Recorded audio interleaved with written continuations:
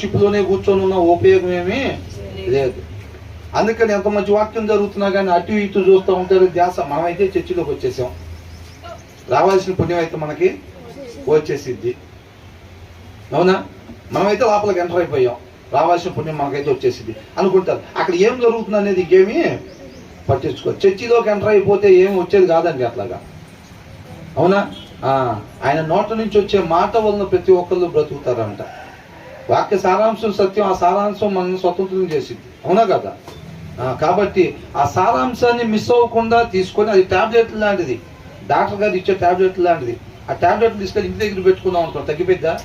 ఏం చేయాలి? ఈ 3 రోజులు పొద్దున సాయంత్రం వేసుకోండి అని అనగానే అవి వేసుకోవాలి. దాన్ని అనుసరించే వాళ్ళు ఆయన దృష్టికి నీతిమంతులు అని అంటున్నాడు. ఎవరంట? వినేవాళ్ళు కాదంట.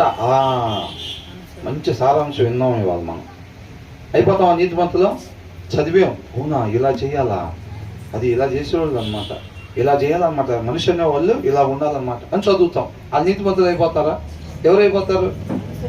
దాని ప్రకారంగా ఉండేవాళ్ళు, ఆ ఇంటెన్షన్ ఉండేవాళ్ళు చేస్తారు. అర్థమవుతుందండి? అదే నాకు జీవాన్ని ఇచ్చేది. నా జీవం అదే. జ్ఞానం వేరు, జీవం వేరు కాదు. నేను జ్ఞానాన్ని వెంటాడితే నా జీవాన్ని వెంటాడినట్టే. మనం పోగొట్టుకున్నాం కదా, పోగొట్టుకొని దానికోసం ఎదుగుతున్నాంగా, నిత్యము జీవించాలనేగా ఆ జీవాన్ని ఎదుగుతున్నాం కదా.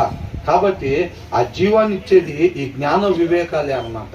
మాకు జీవం కావాలండి, కానీ జ్ఞానం వద్దు, వివేకం వద్దు అని అంటే అది రాదు. వచ్చింది ఆ జీవం? 7 వారాలు ఉపవాసాలు ఉంటాయి. 7 ఉన్నా 70 ఉన్నా 70 ఏళ్ళు ఉన్నా కానీ అది మాత్రం రాదు. అది తీసుకొచ్చే జీవాన్ని తీసుకొచ్చేది జ్ఞాన వివేకాలే అన్నమాట. అర్థమవుతుందండి? కాబట్టి మనం చక్కగా దాన్ని విని దాని ప్రకారంగా మనం నడుచుకోవాలన్నమాట. తండ్రి చెప్పిన మాటను విని దాని ప్రకారంగా యేసుక్రీస్తు వారు నడుచుకున్నారన్నమాట.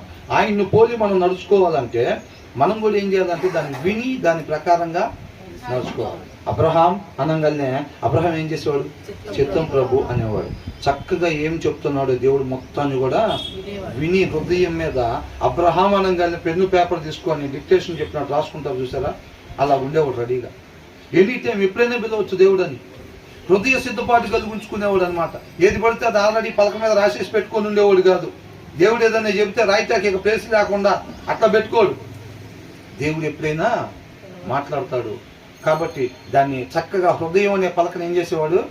సిద్ధపాటు చేసుకొని ఉంచేవాడు. దేవుడు చెప్పిన ప్రతి దాన్ని ఆ హృదయం మీద రాసుకుని దాని ప్రకారంగా 1 by 1. మనం డిమార్ట్కి వెళ్ళినప్పుడు ఏం చేస్తాం? కందిపప్పు కేజీ చిట్టి రాసుకెళ్తాం.